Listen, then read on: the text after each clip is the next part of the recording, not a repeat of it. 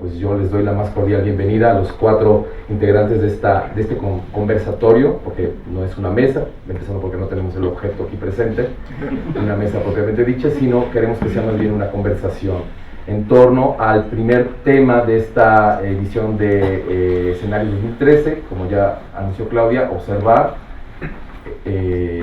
descubrir y registrar. Nos interesa que en estas mesas haya transferencia de conocimiento entre las diferentes disciplinas, ¿no? Es por eso que hemos decidido invitar a Mónica Castillo, artista plástica y artista y pedagoga del arte, y a Pancho Atié, que es básicamente un cineasta de ficción. Pero nos interesa muchísimo que esta idea de transferencia se dé entre las diferentes disciplinas y géneros cinematográficos para poder analizar la transferencia de conocimiento de alumnos hacia estudiantes, que es el principal objetivo de Escenario 2013, hacer una reflexión académica, pedagógica, y creemos que estos 3 temas, observar, descubrir, registrar, vendrían a ejemplificar como la primera etapa del proceso pedagógico de un estudiante de cine. Por eso que vamos a discutir sobre ello esta noche. Y bueno, la dinámica que propongo es que yo les dé la palabra a cada uno de ellos en un principio, después tendremos un par de temas o de preguntas a discutir, y después ustedes intervendrán al modo, como ustedes gusten. No ir en el orden, digamos, convencional de la cortesía, dándole la palabra primero a Mónica o a Bertrand, a nuestro invitado internacional, sino les propondré que vayamos, digamos, de la parte documental propiamente dicha, de la experiencia documental dicha, para ir transfiriendo el conocimiento y la discusión hacia las áreas diversas. ¿Les parece bien? Sí. Bueno, les doy la bienvenida a todos otra vez y gracias al público.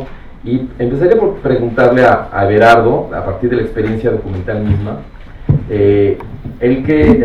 sus películas, que ustedes seguramente conocen, conllevan procesos de observación muy minuciosos y en algunos casos muy largos, como es el caso de su última película, de Cuates de Australia.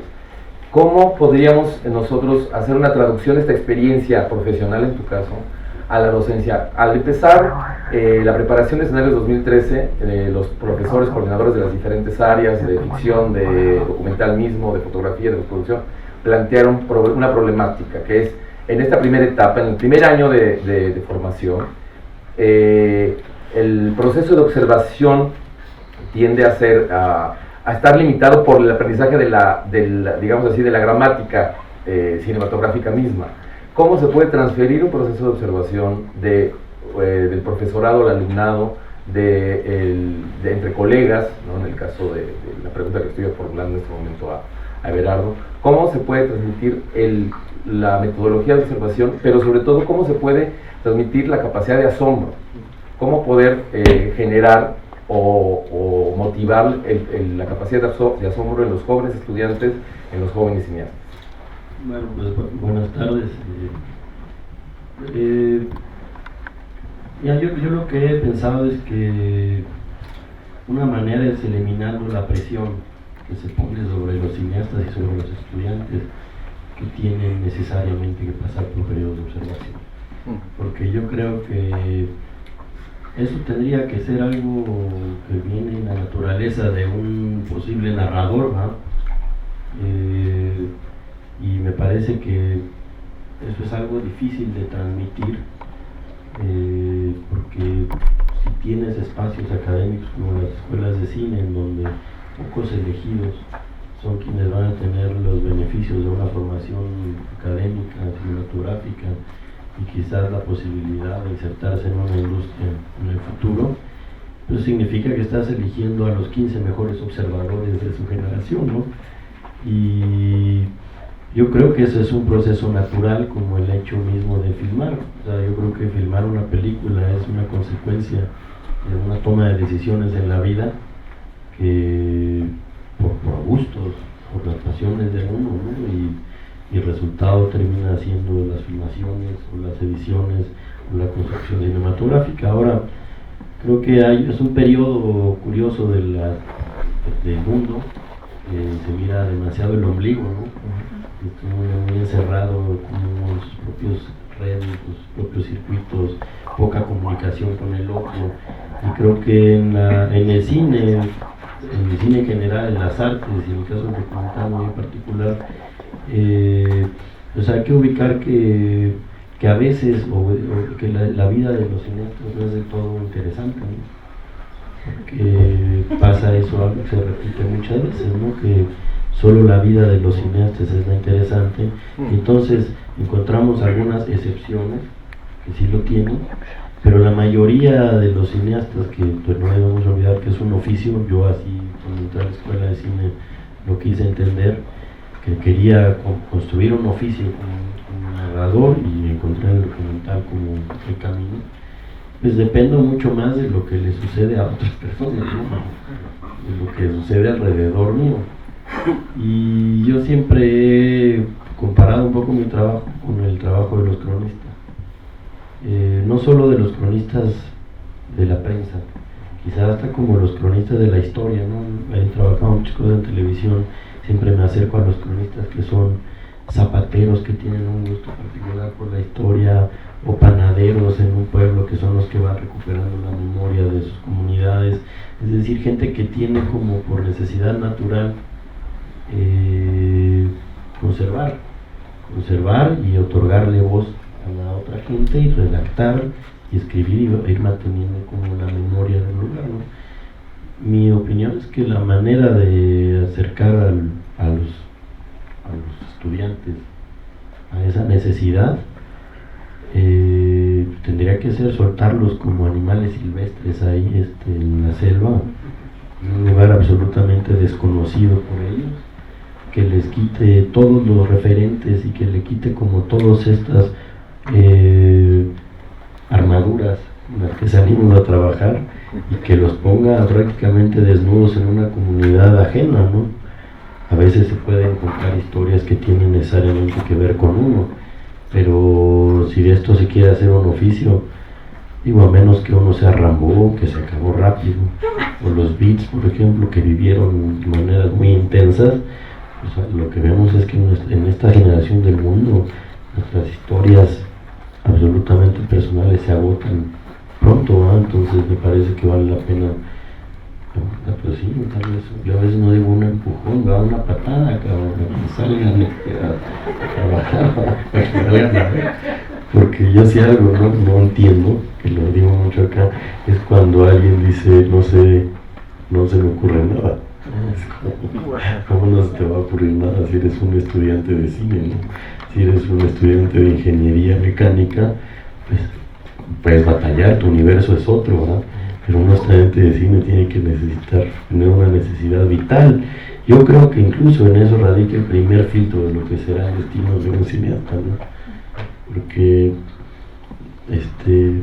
un joven cineasta al que hay que irle chicoteando, se le va a acabar el oficio una vez que le dejen de chicotear, ¿verdad? Cuando sea él mismo el que tiene que empujar ahora un equipo hacia adelante, ¿no? Entonces, pues yo creo que lo que tiene que hacer, o al menos la parte por la que incluso a mí me interesó el documental, pues tiene que ver como con ganas de vivir, ¿verdad? Con ganas de ver, con ganas de conocer, con ganas de entender qué lugar ocupamos en la sociedad, abrir la puerta a otras realidades, que siempre es como muy agradable, ¿no? Además que es medio morboso, hay que tenerle gusto medio perverso también a hacer estas cosas, ¿no? Asomarse a las vidas del otro, pero finalmente el cine es eso, ¿no? Si no hay eso, yo creo que difícilmente se le puede motivar a un estudiante de cine, ¿no? Se le puede enseñar técnica, creo, se le puede enseñar narrativa o se le puede transmitir inspiración, ¿va? Pero creo que la necesidad de observar es algo que tendría que ser una condición. Tú acabas de decir algo que me gustaría retomar para la siguiente pregunta, porque creo que es como una problemática y en todo caso una disyuntiva, y se la voy a hacer a Pancho, porque creo que tiene que ver con la disyuntiva, siendo abogado del diablo, entre el aprender la gramática cinematográfica, o aprender la técnica, o el mundo académico, como bien decía Everardo, como a manera de un chicote, de una especie de presión. Tú que en tus películas justamente has abrevado en diferentes ámbitos y que has seguramente seguido procesos muy diferentes para cada una de ellas, ¿no? empezando por Lolo, que es una adaptación de Crimen y Castigo. Luego Vera, que es una película, una animación con elementos de mitología maya y de ciencia ficción. Y últimamente, de Fibra Óptica no hablo porque no la vi. Entonces, pues, no voy a hablar de las 3 que conozco, de las 4, son 4 largometrajes que has hecho, ¿no? Y en El Baile de San Juan, donde es una revisión histórica, o más bien de una época histórica, pero no necesariamente historicista, porque no está retratando un momento extraordinario o acciones extraordinarias como suele ser el cine histórico mexicano. No se está hablando de la independencia ni la revolución, sino de la colonia y lo que ya leemos en la biografía, ¿no? Una problemática que tiene que ver con el arte mismo, con las diferencias raciales, etc. ¿Cómo hacer para que en los primeros años de la vida académica o profesional del joven cineasta este aprendizaje, esta presión, como el nombre que le dio Everardo, por aprender por conocer y ejercer la técnica, las diferentes técnicas, ¿no? Técnicas, las tecnologías incluso, y la gramática cinematográfica no vaya en contra de la capacidad de observar y de los procesos observacionales? ¿Cuáles son tus procesos observacionales para hacer una película histórica o hacer una animación fantástica o una adaptación de una obra literaria como Dostoyevsky? Bueno, sí. Retomando un poco el asunto de observar, yo creo, difiero un poco en el problema de la técnica, en el sentido de que para mí, si no me gustara la técnica, no sería cineasta, en mi caso. Es decir, la pasión por la técnica me lleva también a intentar utilizar estos elementos materiales para expresar algo. Si solo fuera un asunto de expresión, podría ser poeta, ¿no? Podría ser otra cosa. Entonces yo creo que mi opinión es que observar es fundamental para el alumno, pero desde el punto de vista de la ficción, no importa qué género sea, el observar requiere de un punto de vista, y eso es lo esencial. Es decir, yo puedo estar en un café, o puedo estar en una comunidad en la punta de la montaña, o puedo estar donde sea, y lo que yo estoy observando requiere necesariamente en la ficción que yo tenga un punto de vista. Por ejemplo, yo volteo y lo veo a él, se está acariciando la nariz y tiene su teléfono en la mano. De inmediato yo como cineasta tendría que pensar, me está grabando, me va a tomar una foto, tiene mala la nariz, tiene sinusitis, tiene comezón, está aburrido. Y cada una de esas decisiones de observaciones me va a dar un punto de vista, que me va a dar un punto de partida de la narrativa. Si además a eso le añado que lo estoy viendo desde acá, mi pregunta es, bueno, es un 85, es un 50, es decir, ¿qué lente? Y después es en blanco y negro, es en color, se mueve la cámara, no se mueve la cámara. Evidentemente esto para mí ya es natural. Para el estudiante es un entrenamiento que tiene que ser cotidiano desde que se despierta y va al baño y hace pics, hasta que se duerme y empieza a roncar, pasando por todos los eventos del día. Al menos así le hice yo, desde los 15 hasta los 36 que hice mi primer largometraje. Mientras tanto hice muchos cortos. Yo todo el tiempo practicaba. Mi pobre novia me servía de cámara en mano, ponía yo mi cabecita en su hombro, ya íbamos atravesados, me decían, a ver, vete para acá y súbele y bájale. Iba yo entrenándome literalmente, no para aprender la técnica, sino para que la técnica se vuelva al servicio de mi punto de vista, que me permite expresar lo que yo quiero.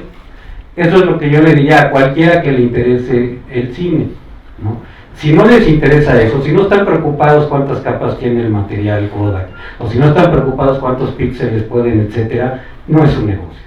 Hay gente que les va a decir que sí, que no importa, no lo crean. No al menos en una sociedad como la mexicana, en donde ustedes como cineastas egresados de una escuela van a requerir conocer de técnica. Yo siempre he tenido envidia de Fassbinder, porque él llegaba hasta la madre al set, se dormía, se iba con su novio por ahí a echar desmadre y luego dirigía la escena. Y hasta que no empecé a trabajar con alemanes comprendí que es que los otros 490 pelados trabajaban como idiotas. Entonces cuando él llegaba todo estaba arreglado. En México, si el director no conoce la técnica, se lo come el mundo, ¿no? Empieza a fracasar todo porque todo el mundo lo empieza a imitar.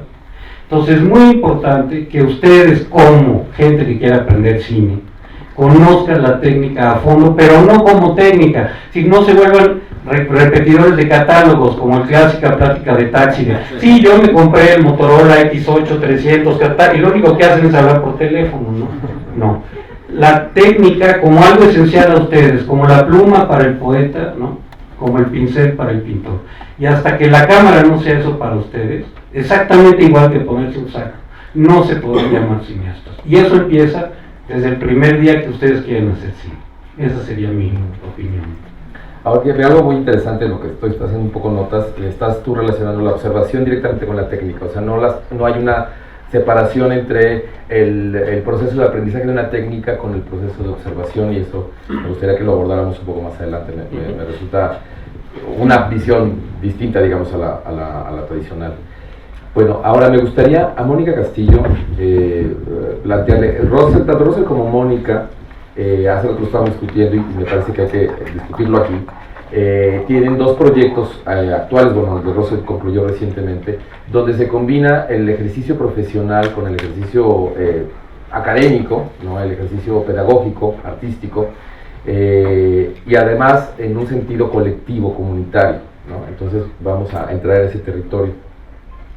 Mónica, tú en tu trabajo, tu trayectoria artística, pasaste, digamos, de la reflexión, de la autoobservación como la observación hacia ti misma, como una reflexión sobre la imagen, que es lo que hemos platicado muchas veces, sobre la identidad, etcétera. Y bueno, invito a los que no conocen la obra de Mónica que lo hagan para que ahonden en lo que estoy diciendo en este momento, a trabajar sobre la reflexión del trabajo colectivo, ¿no? Pareciera como que son dos polos. Ya Everardo lo dijo en su momento, les dijo, la vida del cineasta no es interesante, hay que buscar otras vidas para observar otras cosas.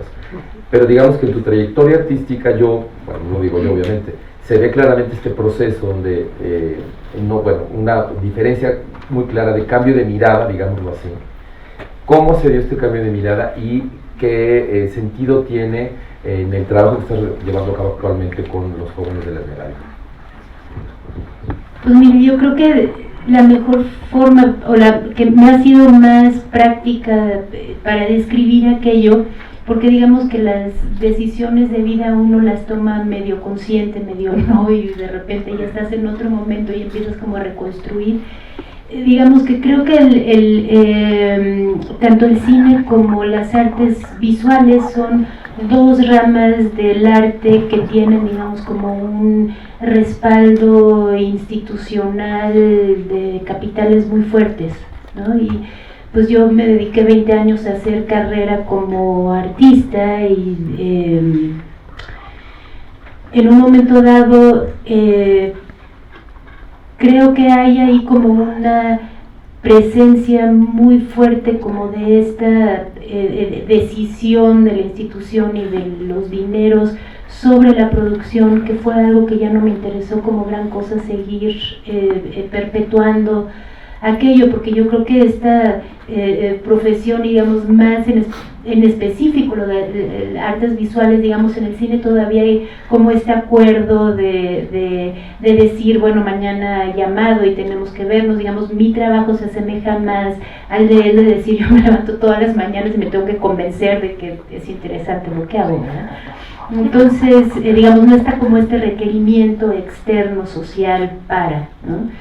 Y lo que se me hace interesante como de este desplazamiento que he llevado a cabo es que de alguna manera es como una praxis que queda como mucho menos asible desde un punto de vista, digamos, como por un lado desde la autoría, por el otro lado de la definición de objeto artístico, y obviamente desde el punto de vista de la distribución que pueda tener aquello, porque pues son cosas que se van desarrollando de una manera como muy modesta dentro del contexto educativo, y que por supuesto que podrían tener, digamos, como una circulación más amplia en instituciones, pero lo que creo que frena y que es interesante es como esta parte formativa, en donde para mí no es interesante meter a los chicos pasó por ejemplo con este proyecto que acabo de desarrollar en la Esmeralda,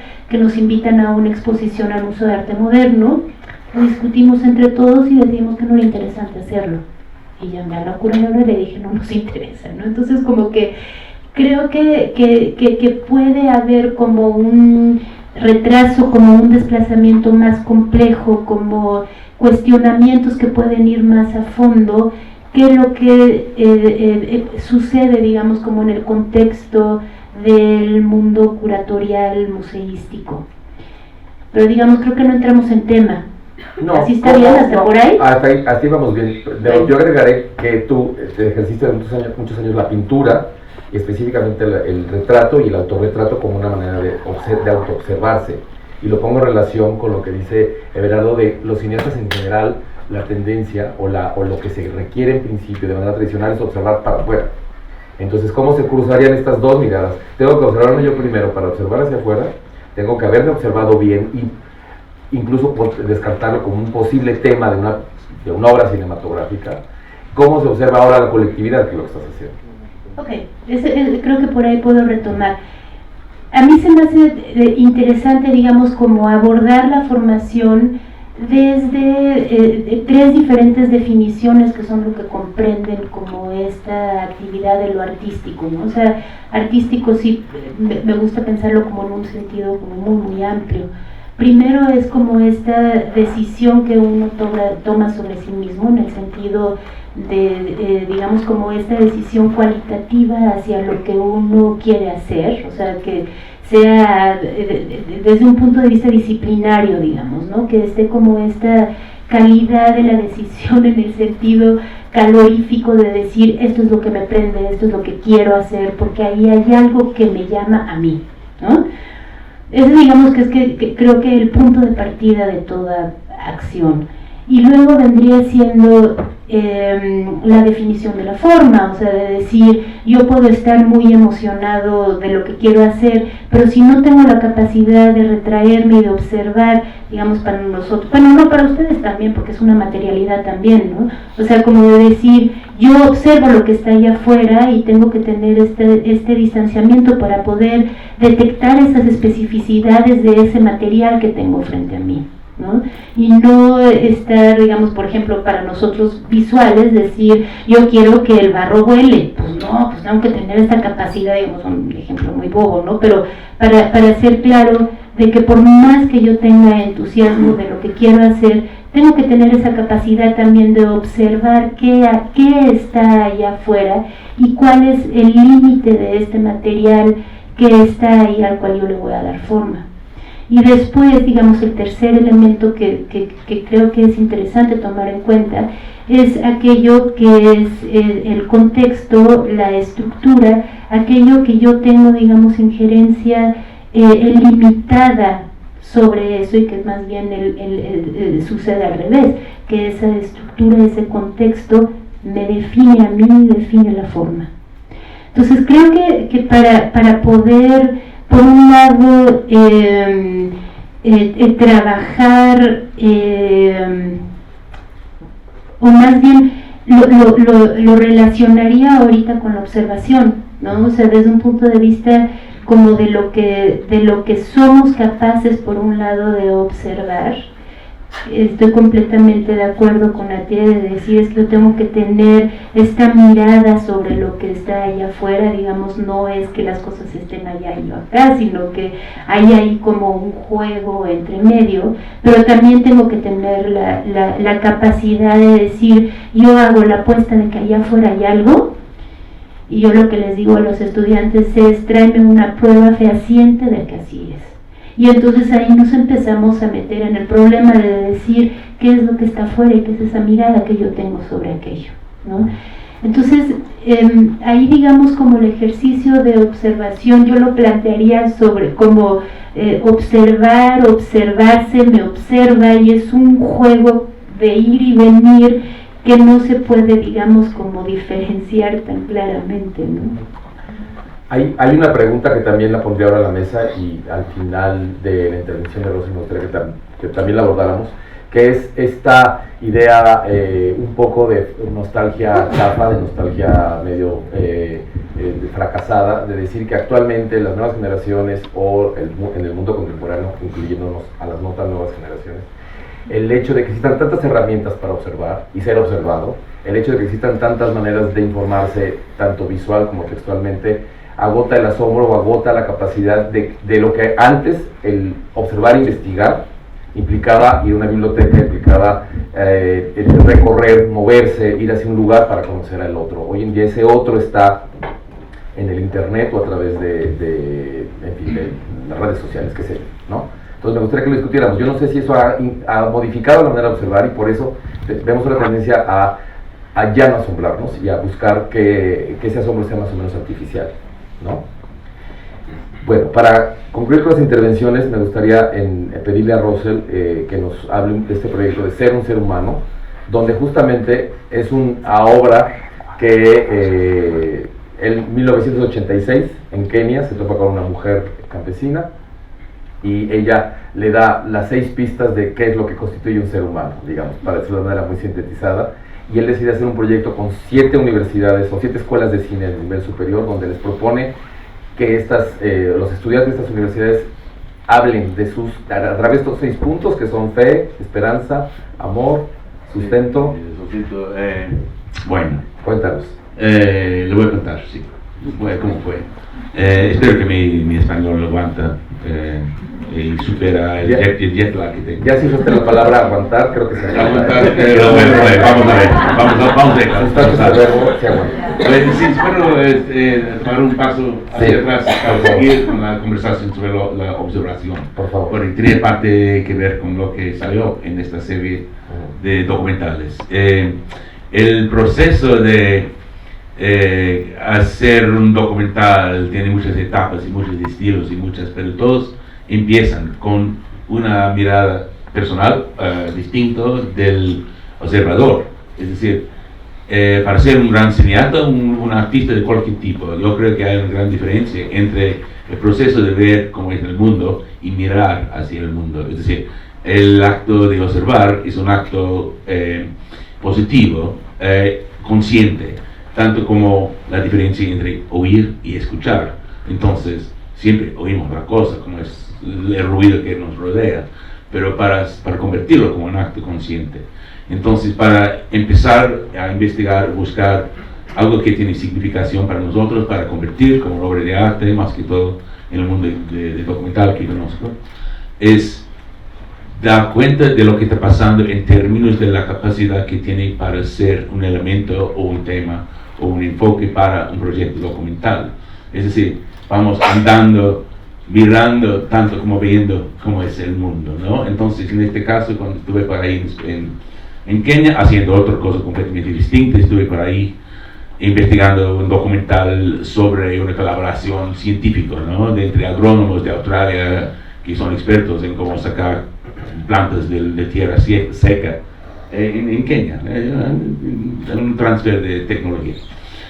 Estaban trabajando con un grupo, una comunidad, pero muy humilde, muy pobre, hecho completamente por mujeres, que son en África, las mujeres que cultivan la tierra, ¿no? Y sostienen sus familias. Esta mujer muy sabia, muy humilde, tiene dos hijos y un terreno y 3 vacas. Con este se sostuvieron, ¿no? Entonces me dijo que si no vino la lluvia dentro de 2 meses, iban a morir, no había otro escape, ¿no? Dependían completamente de la naturaleza. Entonces me golpeó, me hizo pensar mucho en el gran privilegio de ser hombre blanco, primermundista, ¿no? Entonces, que aunque es como cineasta, hombre pobre en mi caso, pero sin embargo nada que ver con la pobreza que existía por ahí. Entonces yo, sintiendo toda esta culpabilidad, pedí pues disculpas para la molestia de nuestra presencia con estos científicos con quienes estuve andando. Y él contestó así, pues no tiene por qué pedir disculparse, yo se conozco. Este fue el momento, entonces me di cuenta que había una cosa rara, esta mujer desconocida, dijo, yo no se conozco, yo sé quién es, ¿no? Entonces, ¿cómo es, por favor, señor? ¿Cómo es que me conoce?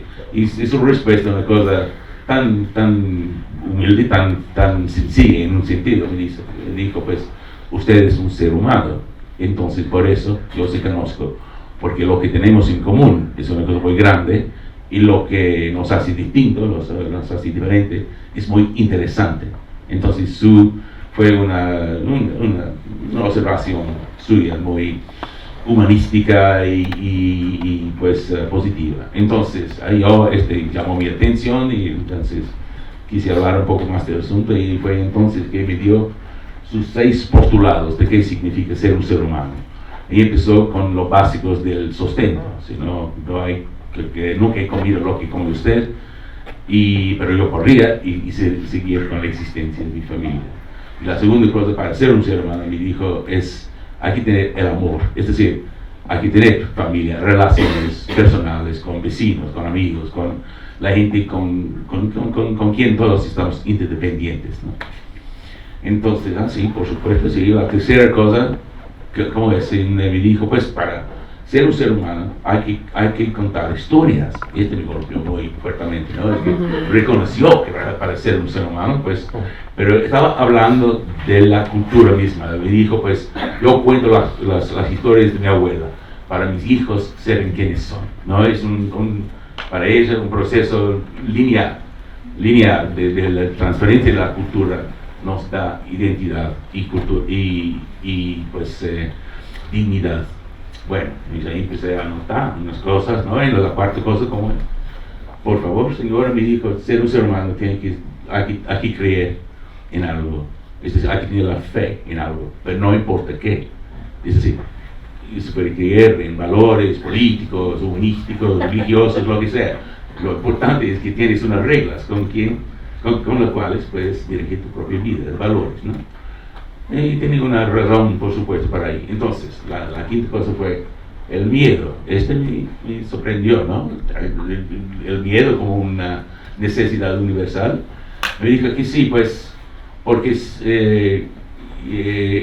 el susto nos que da la fuerza para resistir, ¿no? Para preparar, para protegernos, ¿no? Entonces, ha sufrido muchos ladrones que han venido para robar sus ganados y cosas. Entonces, bueno, empecé a anotar esas cosas. Entonces, la última cosa, para ser un ser humano, dijo, hay que tener un sentido del futuro, es decir, hay que tener esperanza para seguir.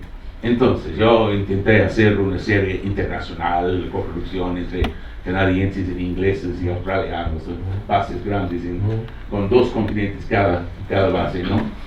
Presupuesto de $3 millones, ¿no? Y una organización tremenda, productora y famoso internacional, y fracasó, por supuesto, ¿no? Falló completamente por razones de su idealismo, su estupidez como concepto comercial, y tanto por la dificultad logística de hacer una cosa tan ambiciosa. Entonces estuve ya 25 años después trabajando en la escuela de cine ahí en Cuba y contando esta misma historia a la directora de la escuela, Tania Valete, que pues también es una documentalista, productora. Me dijo, pues vamos a hacerlo desde la escuela esta. Vamos a hacerlo como un proyecto no comercial, sin ningún fin de lucro, nada de comercial, para ningún contacto con las redes internacionales de fuentes de apoyo. Vamos a hacerlo como un proyecto comunitario entre nuestros socios por todo el mundo, por las escuelas de cine. Entonces hicimos una convocatoria, recibimos 250 no sé cuántos candidaturas, propuestas, de las cuales tuvimos que escoger 6 y en fin no podemos eliminar. Hay muchos que queremos hacer, incluso varias de México.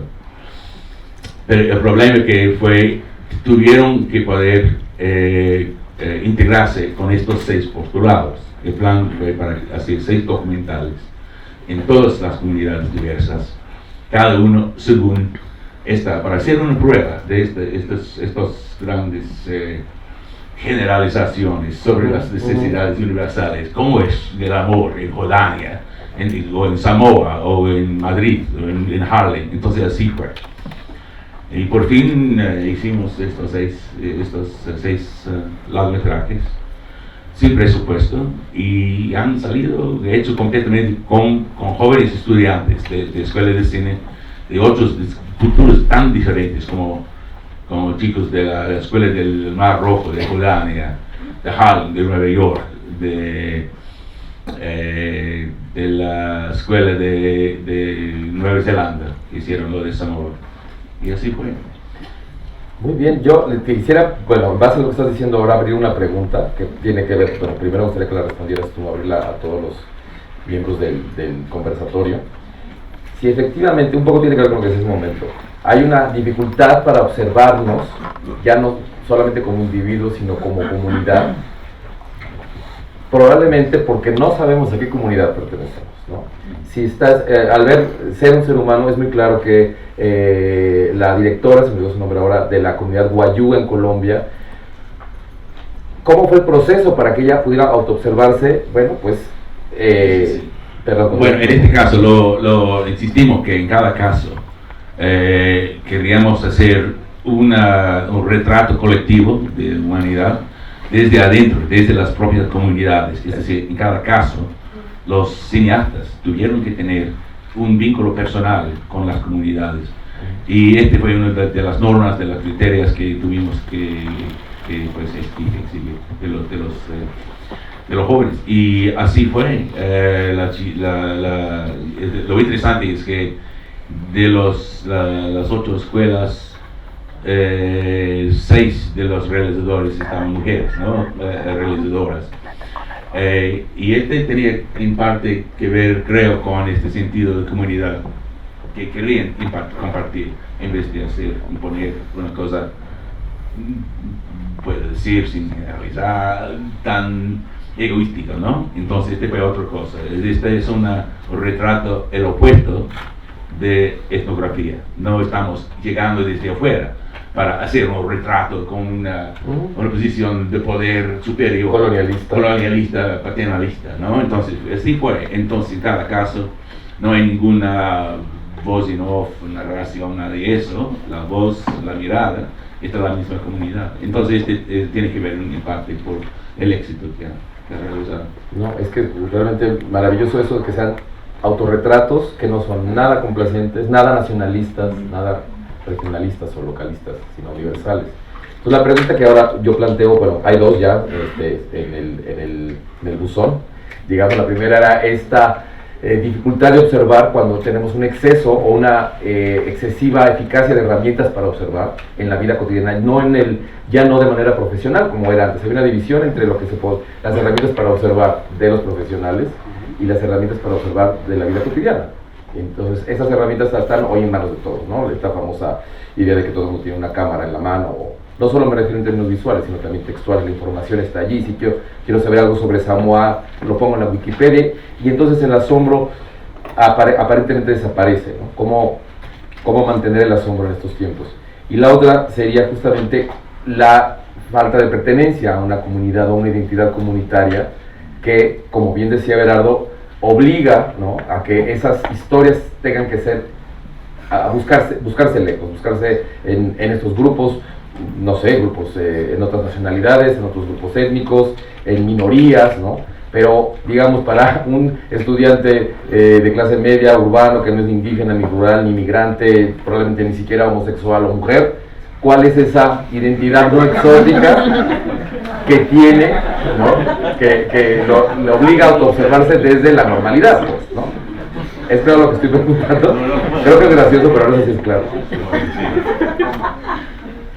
Bueno, la respuesta corta es que esta clase media, gente más oratoria, tiene más problemas que cualquier otra clase minoría. Es decir, el problema, el reto para el mundo es para superar el consumerismo y la mediocridad de la mirada televística y tanto de la pues, vida cotidiana que tiene que ver con trivialidades. Entonces no hay, para nosotros como gente pues, privilegiada en un sentido en este país, por ejemplo, hay que reconocer que ha cambiado completamente la relación entre el acceso, el privilegio de ser cineasta o ser sujeto de documentales, por ejemplo. Estoy hablando solamente del documental. Ya la gente levantando la cámara en Australia hacen los mejores documentales, son la gente indígena. Los aborígenes están con tanta enojo, con tanta fuerza, tanta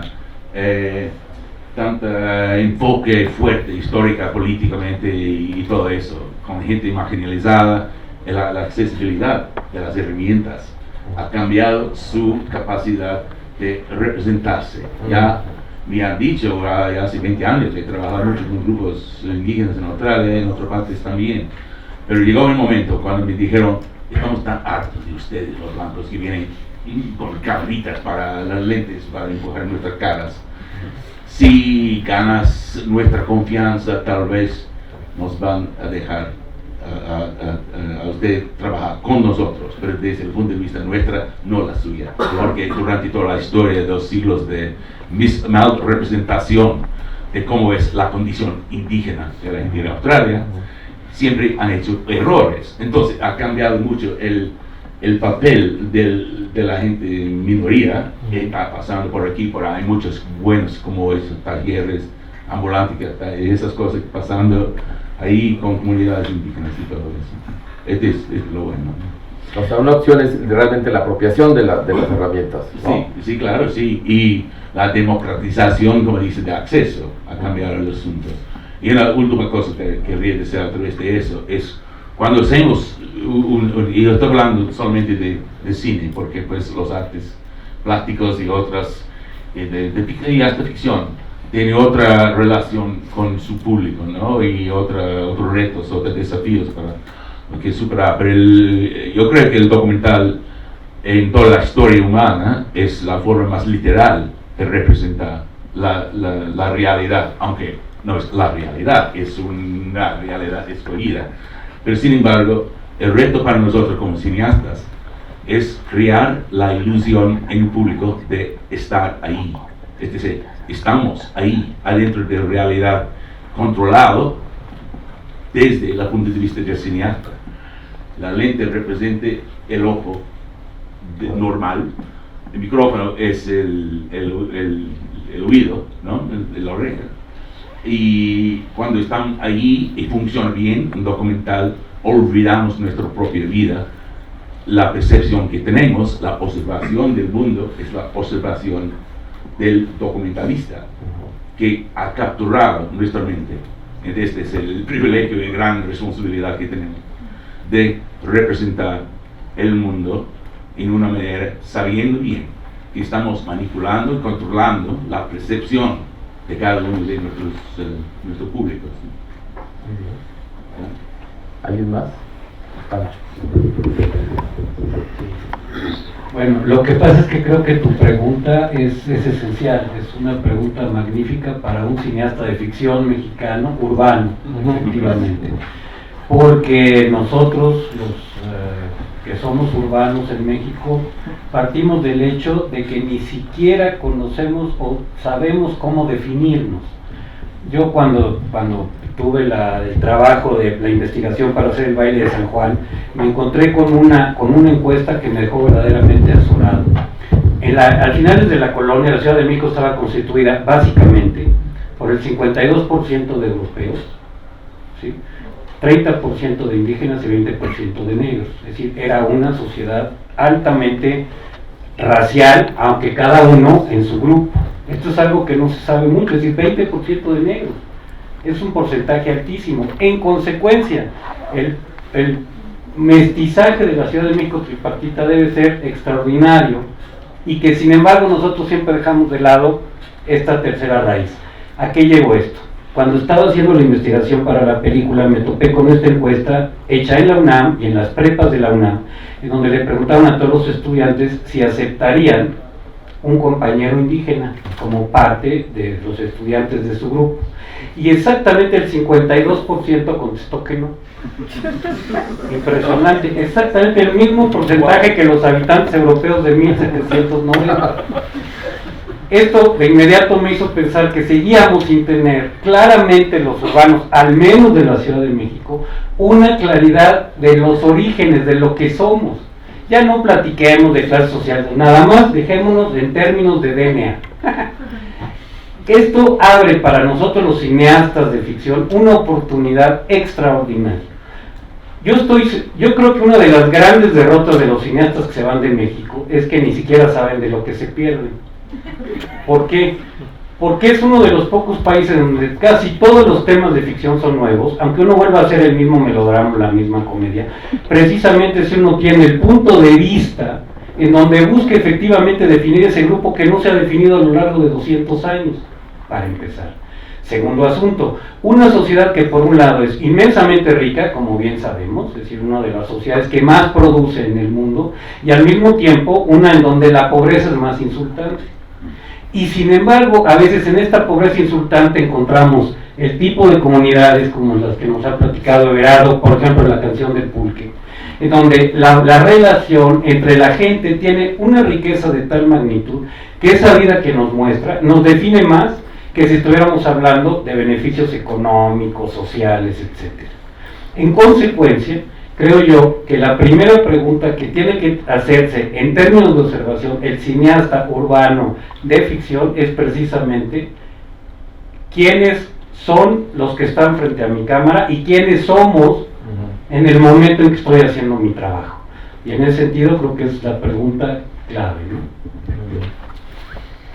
Mónica, en estos ejercicios que estás ejecutando actualmente con los jóvenes de Granada, donde me hablabas el otro día de documentos, o sea que se ejerce una acción colectiva, hay una una acción, diría yo, colectiva y que tiene un documento. ¿Cómo interviene eso en esto que estamos discutiendo? En observarse a sí mismo, en observar el entorno más inmediato, en observarse, como lo que dice Pancho, como entes urbanos de una condición social, sexual, étnica, etcétera, específica.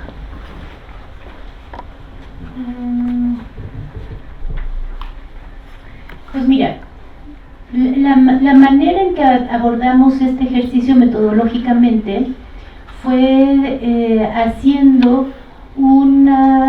digamos como un ejercicio de observación personal.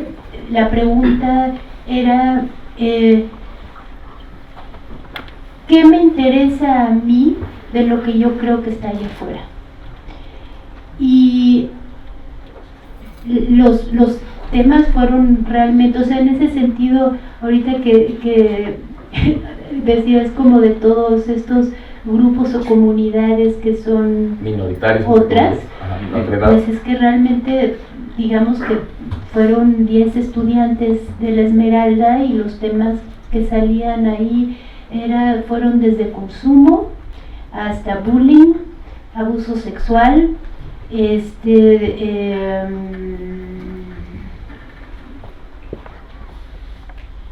no me acuerdo de estos, pero fueron como 5 o 6 que andaban ahí circulando, que de entrada a mí se me hizo que con cada uno de ellos se podían hacer un montón de cosas, ¿no? Después de eso, en este ejercicio sí se me hace como bien importante ubicar como esta problemática de la mirada, de decir, yo apuesto, porque eso pasó en específico con unos alumnos, no con este, pero con otro grupo que trabajé similar.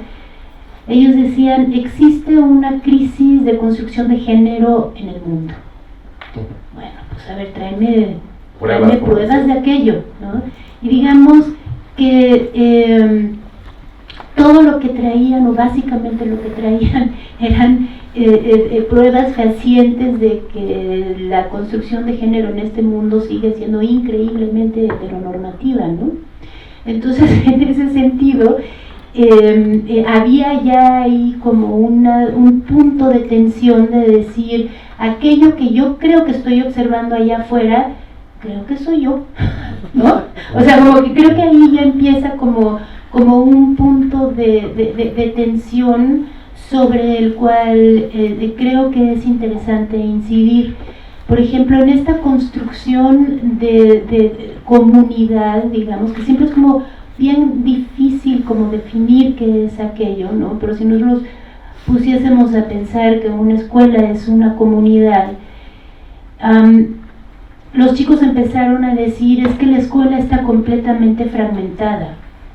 Y en el momento en que empiezas a hacer un análisis más a profundidad, salió que esta idea de que la escuela está fragmentada era una proyección, porque posiblemente yo no quiera con todos, y por el otro lado también nos damos cuenta que una fragmentación es súper productiva, que aburrido que todos fuéramos iguales. Lo que es interesante como en ese vuelco es, digamos, ya la decisión sobre la forma que se crea, en el sentido de que la decisión de los alumnos fue hacer un uniforme. Entonces ahí ya la cosa se empieza a hacer interesante, de decir, a ver, yo estoy diciendo que hay fragmentación aquí, que hay una carencia de afecto entre una comunidad, y lo que yo decido hacer es operar como una institución misma. Uniformándolos. Entonces, digamos que en eso estuvimos como muy entretenidos durante el semestre. Al final lo que hicieron fue inventar un himno de la juventud que fuimos a cantar a los Oxxos, y que nos sacaron de todos los Oxxos. Y bueno, digamos que fue ahí es una cadena de tiendas pequeñas como 7-Eleven, ¿no? Que es así como el demonio mismo, ¿no? Entonces, digamos que ahí, regresando como al tema de lo que se puede tomar como un documento, digamos, les estoy contando así como pequeñitos pasos en donde hubo como densidades que acabaron siendo formas que se presentaron, digamos, como formas documentales, porque ahí yo desde mi perspectiva sí me pararía sobre el lado de decir, por más documental que uno crea, es una construcción, ¿no? O sea, como que a mí se me hace siempre muy importante decir, aunque uno crea que un documental es transparente, siempre es una construcción, no hay nada más abstracto que el trabajo de edición, por ejemplo, ¿no? Como que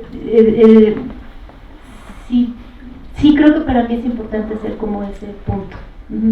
Bueno, entonces lo que hicimos fue trabajar sobre, o lo que fue la forma final ya como de este proceso fue una bitácora, por un lado, de todo lo que sucedió en el semestre. Por el otro lado fueron acciones, las del Oxxo, que se registraron y de ahí se hizo un video. Por otro lado, la conformación del himno, que la música eligieron el himno de las Juventudes Mundiales de Quilapayún, nada más que le cambiaron la letra y acabó haciendo como un himno como súper autocrítico en relación con el consumo. Y luego hubo una segunda salida en donde, con eso de que entrábamos con la cámara y siempre nos sacaban el Oxxo, lo que hicimos fue grabar con los celulares, y ahí nos fuimos a Madero, a todas estas tiendas que son así como grandes monopolios, que Bershka, Zara,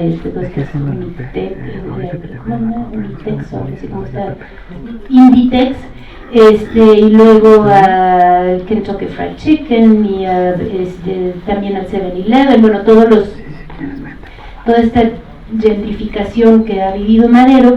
Y después de hacer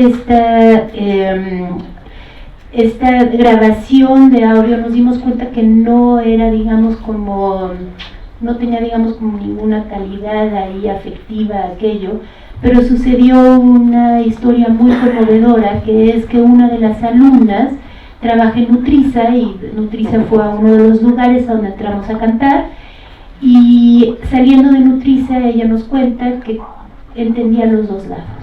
Por un lado, la trabajadora se veía a sí misma, y por el lado ella cantando como estudiantes con nosotros. Y nos narra que en el temblor de hace 3 semanas, que fue a las 12 de la noche, ella estaba limpiando sola en Nutriza, porque lo que sucede en ese tipo de tiendas es que ella la encierran cuando sale el último turno a las 10 de la noche, y le vuelven a abrir la tienda a las 7 de la mañana que entra el primer turno. Eso quiere decir que ella de 10 de la noche a 7 de la mañana está encerrada en la tienda. Entonces ella vive el temblor sola en la tienda, limpiando, ve cómo todo el mundo en Plaza Universidad sale corriendo de la plaza y ella no puede. Entonces ahí se da cuenta, digamos, con todo el trip también que hicimos en el semestre del consumo, ¿verdad? Ella se da cuenta en las condiciones de trabajo que está y hace el clic, y nosotros también de lo que significa, digamos, esos grandes capitales que tienen como objetivo defenderse a sí mismo, tanto así que qué importa que se muera alguien ahí si la sociedad se cae. Entonces lo que hicimos fue hacer una narración de estos eventos de ir a cantar de tienda en tienda, como esta peregrinación ahí extraña de ir a cantar un himno de Oxxo en Oxxo, de tienda en tienda, y entrecruzarlo con esta narración de ella que narra, y la siguiente semana voy a ir y voy a renunciar, y en el momento que yo salga de haber firmado mi renuncia van a estar los demás afuera cantando el himno. Entonces ahí lográbamos como hacer como este entrecruzamiento, ¿no?, entre la historia personal y lo que significaba aquello que habíamos hecho, ¿no? Entonces son como todos estos diferentes tipos de documentos que acaban conformando una cuestión ahí como medio performativa. No, y que bueno, descubrió que su comunidad es nutriza, o sea, hubo una identificación, una autoobservación un poco trágica, ¿no? Everardo decía, usó la palabra morbo cuando hablaba del proceso de observación.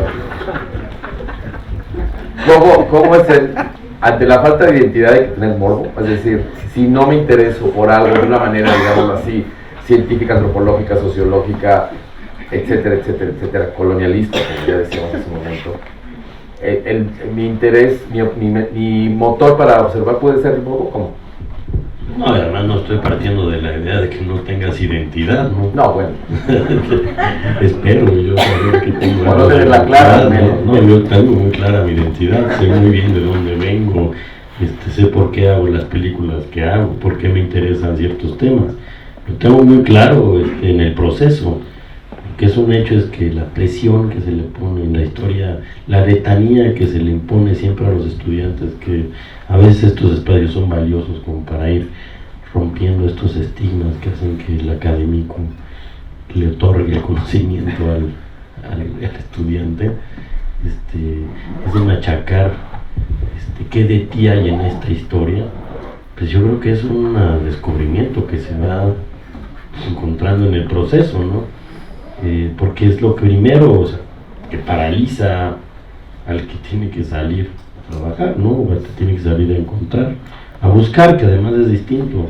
Salir a encontrar es distinto a salir a buscar, ¿no? Lo que uno va encontrando en el proceso es qué de lo que tiene un vaquero en el noreste de Coahuila tiene que ver conmigo. Y yo sé que mi identidad tiene que ver con eso. Yo soy hijo de un veterinario, pues, tiene todo que ver con mi infancia, pues. Yo de niño siempre estuve rodeado de vacas, pues, ¿no? Tiene que ver, no quiere decir que yo por eso tengo que hacer solo películas de ganaderos, ¿no? De jaliscienses antiguos, ¿no? No es así, ¿no? O sea, con el tiempo me doy cuenta que hacer la canción del pulque de un grupo al que no pertenezco, tiene que ver también con la historia de migración de mi propia familia a la Ciudad de México. Y tiene que ver con la música que yo escuché cuando era niño, pero eso es algo que se va encontrando, eso es lo que va, pues a uno lo va apasionando para ir empujando el proyecto, ¿va? Entonces, pues me refiero al morbo porque sí creo que de otra forma me dedicaría mucho más quizás a hacer cine de ficción, en donde la construcción tiene que ver mucho más con mis mundos internos, pues, ¿no? Con mi propia capacidad de construir previamente al rodaje, ¿no? A mí la parte que me interesa, sí, a lo mejor es hasta morbosa, que a mí me gusta meterme a la cocina ajena, ¿verdad? O sea, sí disfruto mucho cuando llego a un lugar y me invitan a la puerta, y si me puedo asomar en el cuarto y si veo a dos cogiendo, me gusta más, pues como que hay algo así que así disfruto, pues, ¿no? Como compartir con el otro, pero además, mira, yo me lo preguntaba muchas veces, ¿no? Este último proyecto que hice, que está a unos 1700 kilómetros de distancia de la Ciudad de México, un lugar sin electricidad, un lugar sin caminos, un lugar sin telefonía, sin agua. Yo decía, ¿qué chingado estás haciendo aquí? No, por muchos meses, fue un proceso de 3 años de rodaje. No sé, y estoy seguro que si yo me hubiera como presionado para saber antes de ir a rodar qué estaba yo haciendo, qué iba yo a hacer ahí, no hubiera ido. Eso es algo que fui descubriendo como en el proceso de observar, que creo que en eso regresa. El morbo tiene que ver como con la necesidad vital de experimentar las cosas, ¿no? De experimentar la vida del otro, que es una de las grandes bendiciones, diría yo, de hacer documentales, porque sí creo que el caso del cine de ficción te permite de alguna manera reconstruir un mundo sin necesariamente haberlo habitado, porque el imaginario ayuda mucho.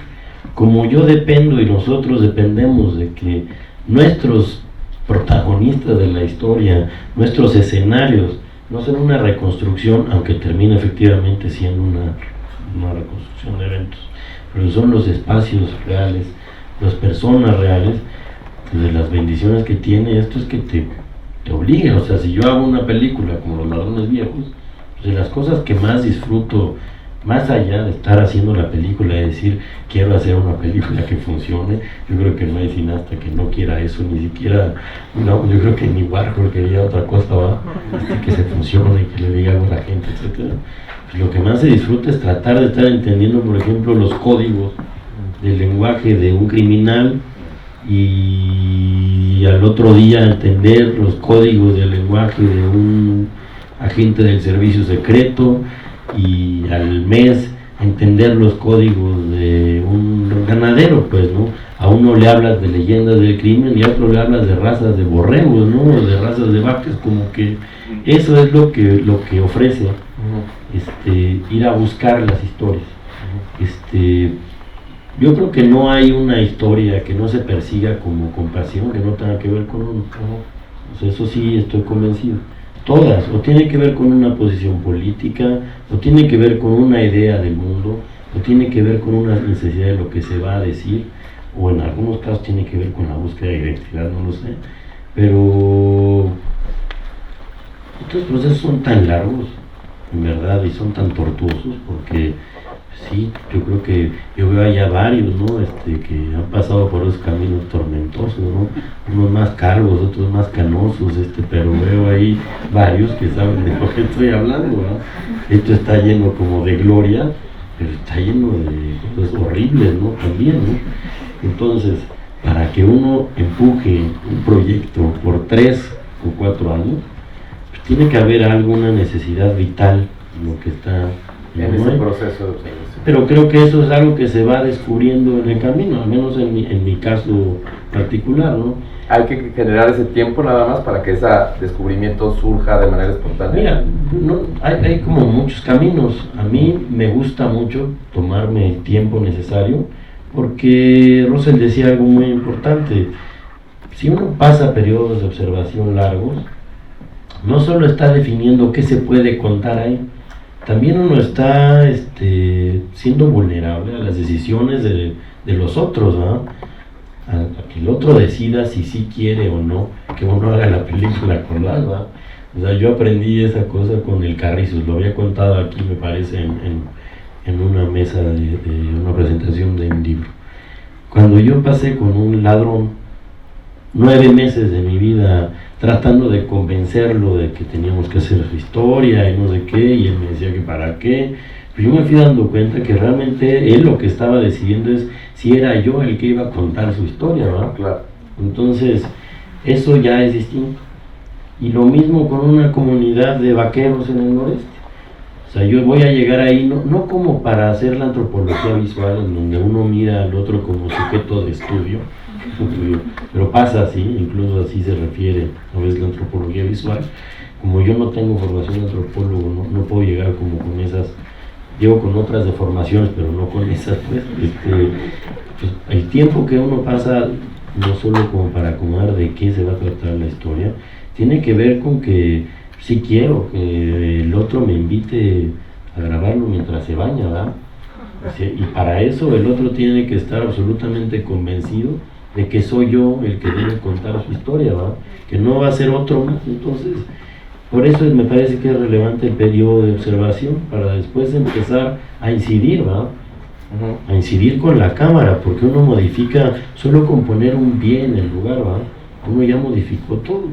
Entonces, la observación es mutua, probablemente. Es que exactamente, de hecho, tal cual, la observación es mutua. Yo platicaba en una clase hace poco que yo pues contradictoriamente, pues, soy bastante receloso de la gente, pues, ¿no?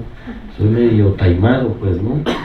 Y entonces yo me sentía, cuando tuve que llegar a la sierra de Coahuila, un rancho con 40 familias, que estaba la noche callada, ¿no? Y estaba muy cerrado, había frío, y entonces se juntan los hombres en las fogatas a platicar, solo los hombres, no las mujeres, ¿no? Están los hombres ahí hablando, pues de lo que hablan todos los días, por lo que han hablado por 50 o 60 o 70 años, ¿no? Y entonces yo decía, puta, ¿qué hago, cabrón? Les digo buenas noches, ¿no? Y además, pues aquí estoy a 1700 kilómetros de distancia, mejor que sean gente de bien, ¿va? Aquí no se va a enterar nadie de qué me pasó, ¿no? Y entonces, pues de modo tienes que ir a platicar con ellos, ¿va? Y entonces, pues, agarrar aire, ¿va? Y a ver unos grizzlies como de 1,95 m, además, ¿no? Con las carabinas al lado, que sería al lado, bigotes grandes y sombrerote y la madre, ¿no?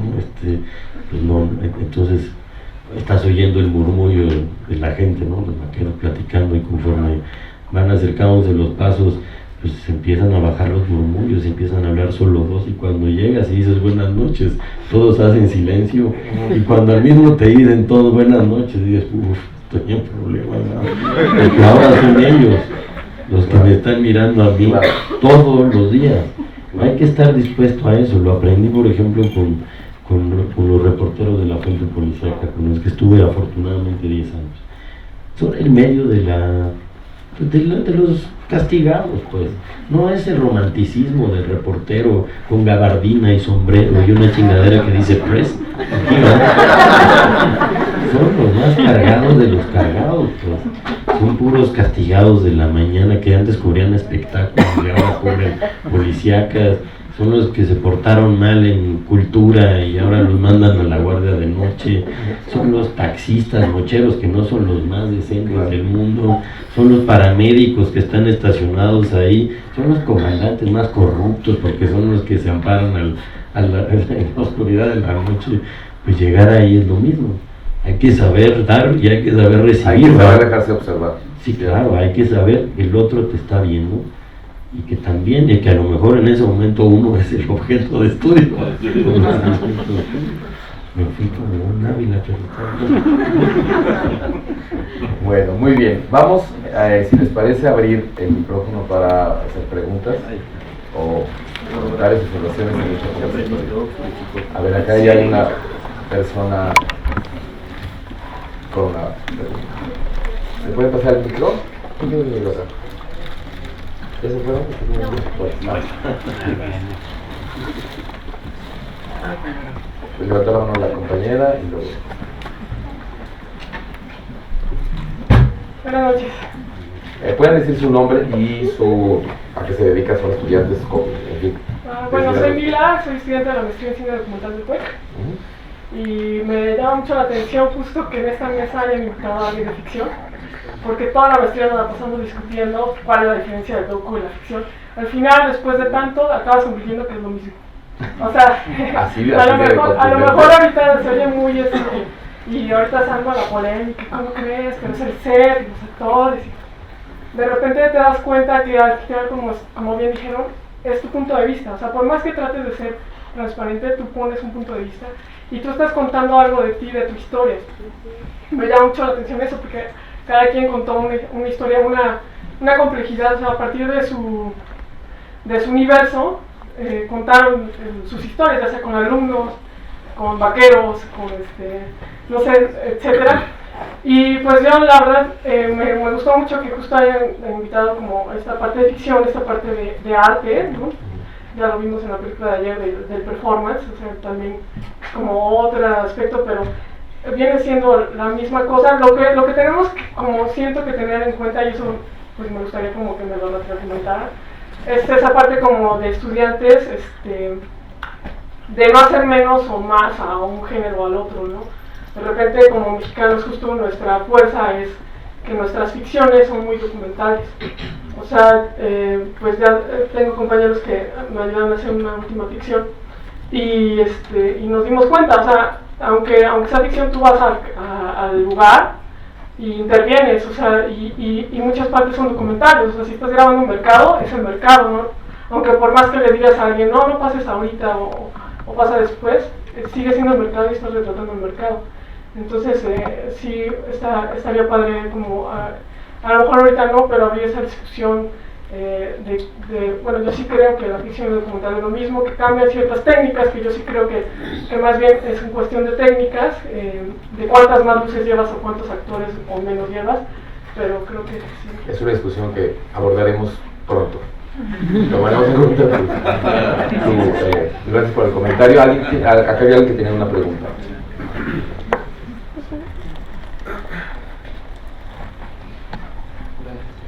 Bueno, yo me llamo Luis, yo estudio filosofía aquí en la UNAM y bueno, siempre me ha llamado mucho la atención sobre toda esta relación de la ficción con el documental, ¿no? Y también de ciertas películas que pretenden ser, que son ficciones, pero que en verdad tratan de pasar como documentales.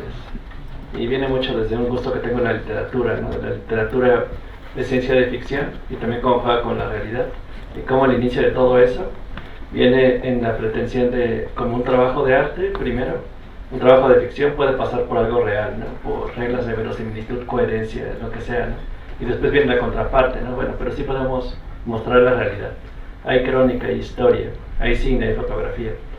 Pero ¿y entonces cómo lo mostramos, ¿no? Y viene el problema, otra vez de que bien hicieron la distinción, ¿no? Que es cómo observamos y qué es la mirada y qué vemos, ¿no? Vamos a ver como si analizáramos o vamos a mostrar una mirada entre muchas miradas que pueda haber. Pero parece que esta carga de la mirada ya va más allá, es algo como más digerido. Es como, digo, bueno, es mi percepción y así la voy a poner. Pero entonces, no sé, quisiera que andaran más en qué tipo de mirada uno es responsable de mostrar o se siente con la fuerza, con los medios para mostrar con la fuerza necesaria para que sea empática o que envuelva a toda una audiencia en esa misma mirada. Porque si bien es una mirada, yo entiendo mirada como algo ya, como en una introspección ya muy fuerte, ¿no? De que tú puedes llegar a cualquier lugar y puedes no poner atención a qué estás viendo, pero tienes una mirada específica. Y eso es lo que yo siento que es la fuerza del documental, ¿no? Que puede mostrar miradas singulares de muchos temas en común y sin embargo haber un reconocimiento. Aunque te puedes poner a analizar muchas más cosas, el reconocimiento parece que es lo inmediato, que es la atención del documental. Y quisiera que hablaran un poco más de eso, ¿no? De qué es esta mirada, qué es esta percepción que parece que ya está como constituida antes de hacer cualquier otra cosa, incluso antes de filmarlo. Y que ya en el proceso de edición se hace mucho más fehaciente, ¿no? De que bueno, si es esta mirada, es esta y no otra. Habla sobre la especificidad de la mirada del documental. ¿Alguien quiere? Bueno, es un tema grande y fascinante en este momento. Hay un discurso grande internacionalmente, académico, tanto filosófico como entre cineastas, ¿no? Y además es muy de moda en este momento de jugar con este híbrido, ¿no? De ficción de documental y documental de ficción. Y a mí no me importa, ¿no? Estamos contando historias y hay muchas cosas que compartimos. Acabo de ver en Barcelona hay una gran exposición de los pioneros franceses de cine, los hermanos Méliès y los Lumière. Los Méliès, lo interesante, un análisis muy interesante de los Méliès que hicieron este cohete a la luna, ¿no? Entonces una obra de animación, pero muy de ciencia ficción, muy crudo pero muy fascinante. Del otro lado, los hermanos Lumière estaban registrando la realidad de una familia burguesa de Francia almorzando en su jardín. Y la realidad es que lo que estaba contando la ficción de la luna, de la cohete a la luna, fue el documental, en el sentido que representaba mucho más honestamente cómo estaba la sociedad francesa colonista cuando se fueron a tierras desconocidas. Allí descubrieron gente negra y fea y lo asesinaron a todos, robaron todas sus riquezas y devolvieron a la Francia. Un análisis perfecto de la realidad francesa del siglo XIX hasta presente. Y al otro revés, esta familia tan linda ahí a los árboles del jardín, al otro lado de la cerca estaba la revolución, la gente estaba en conflicto tremendo en la calle. Entonces, fue la fabricación, ¿no? Entonces, creo que no vale mucho la pena pues intentar distinguir. En todos los casos, todos los documentales son ficciones en un sentido, son construcciones que no son la realidad, son interpretaciones en la definición clásica de las interpretaciones creativas de la realidad. A mí me gustó un dicho grande de Zola, creo que escribió que el arte en general es un rincón de la naturaleza mediado por temperamento, algo así, no sé si es una traducción correcta, si funciona mediada así en este sentido. Entonces, Platón también tenía un gran análisis que el arte grande corresponde, funciona en el nivel en que corresponde con la naturaleza. Esta es la representación de la naturaleza. Pero luego la pregunta es, ¿con qué corresponde la música en la naturaleza, ¿no? Entonces, la estética distinta es tan reconocible por un público que no importa si tiene una definición fija. Estamos en el proceso de representar. Cuando hacemos cine, lo hacemos no porque alguien inventó la cámara y el micrófono. Inventemos cámaras y micrófonos para ayudarnos en hacer una cosa que siempre hemos hecho, es decir, intentar representar lo que lleva significación en nuestro mundo. Ahí en donde vivo en España hay una caverna, acabo de descubrir, con unos dibujos en la pared hermosas, hechos en la sangre misma del artista, del antiguo que lo hizo, mezclado con hierro, ¿no? del suelo.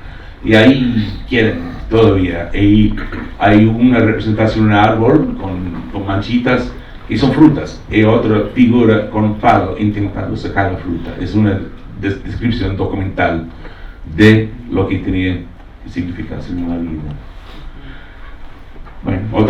Bueno, hay alguna cosa más sobre el asunto de la comunidad y el individualismo, ¿no? Hay una de las grandes líneas en la historia del cine, creo que es en la vida de Brian, en donde está ahí Brian, hay todos sus discípulos ahí diciendo, Brian mismo está intentando negar su realidad como beatífica, ¿no?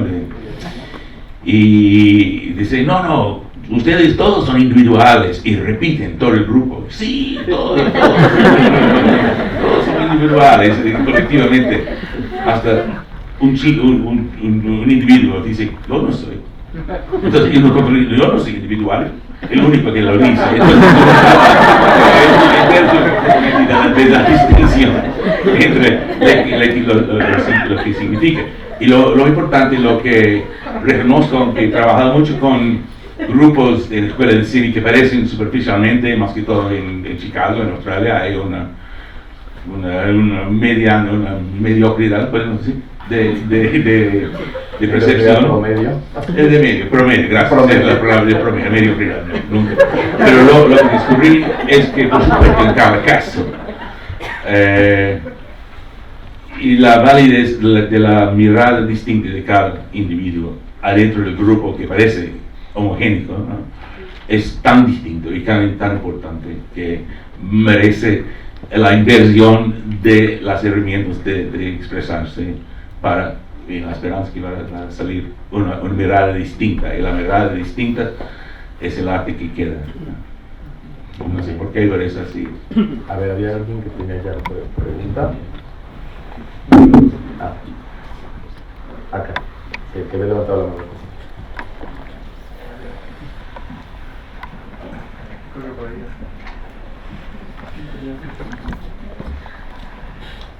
Allá, compañero.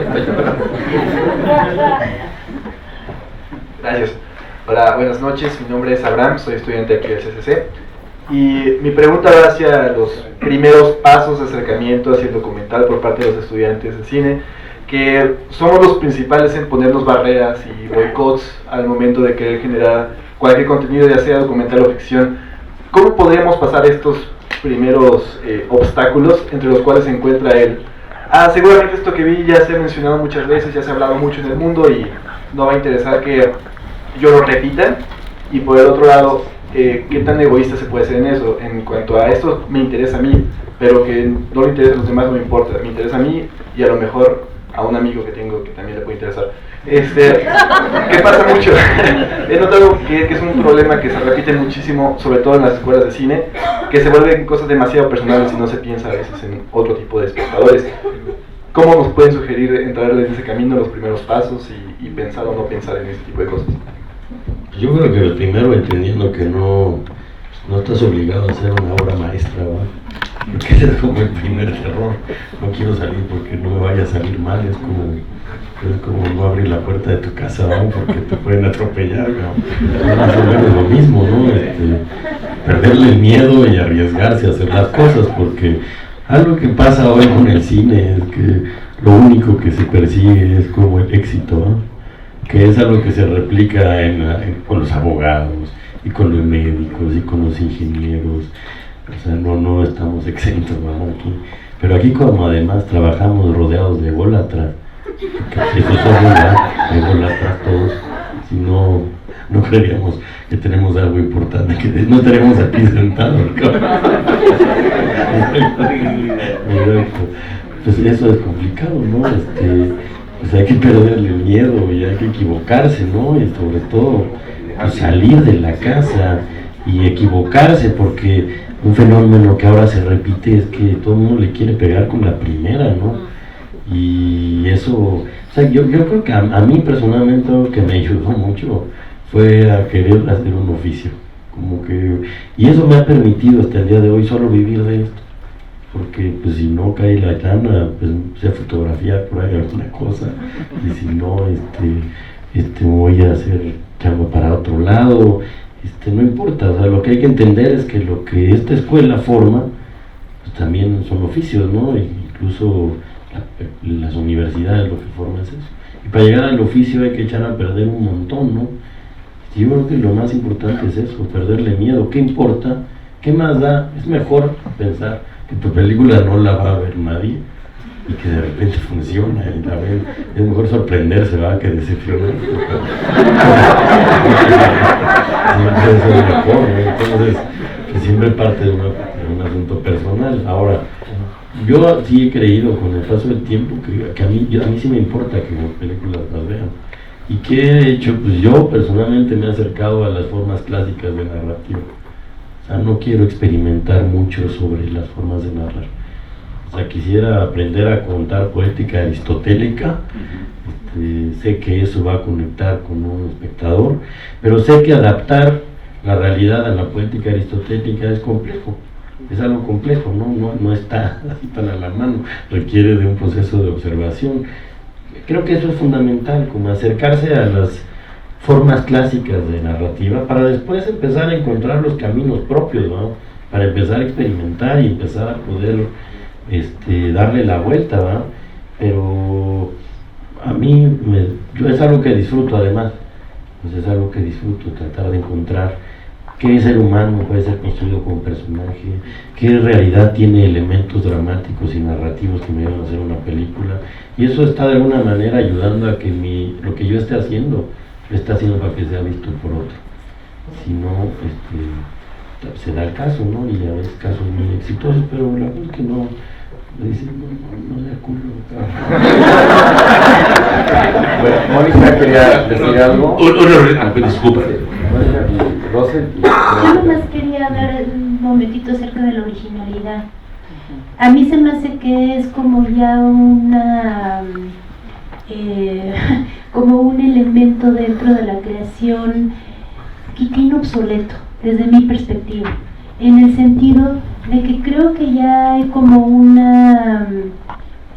sobrevaloración de aquello, y que ya es muy difícil, y más con esta información que está tan globalizada, de imaginar aquello como un valor tan increíblemente absoluto.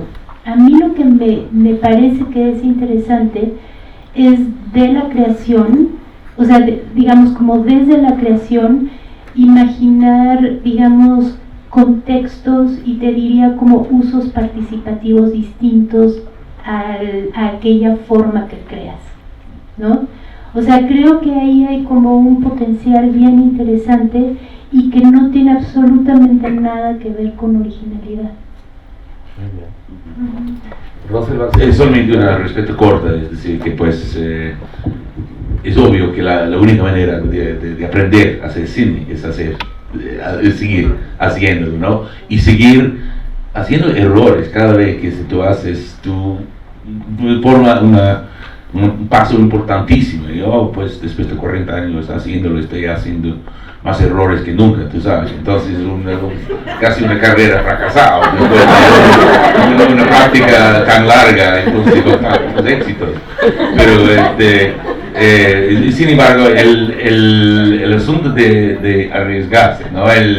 La gente como despiden dice, bueno, cuídate. Yo siempre contesto, no, arriesgate, ¿no? De tomar riesgo en la vida. Si no estás encerrado en un mundo conocido, hay que tomar pasos fuera de tu mundo. Yo hago un ejercicio, o lo voy a hacer en este taller, creo, en donde se dibuja un mapa de la vida misma, de esta es la vida que conozco, estos son elementos prácticos, ¿no? Entonces el desafío es para meterse fuera del mundo conocido y volver con un ganadero ahí en un lugar tan lejos con un rifle que te podría matar. Y de ahí, cuando sabes que si puedes regresar, pues has crecido mucho, ¿no? Bueno, pues les agradecemos. Creo que hay muchas preguntas, pero tenemos que terminar porque la sesión termina aquí a las 8 y tenemos una proyección. Les agradezco mucho a ustedes. Si tienen preguntas, les convido a que se las hagan directamente a nuestros invitados. Ellos espero que sigan por aquí, no nada más Russell. ¿Pero qué? Que gentilmente se las hagan.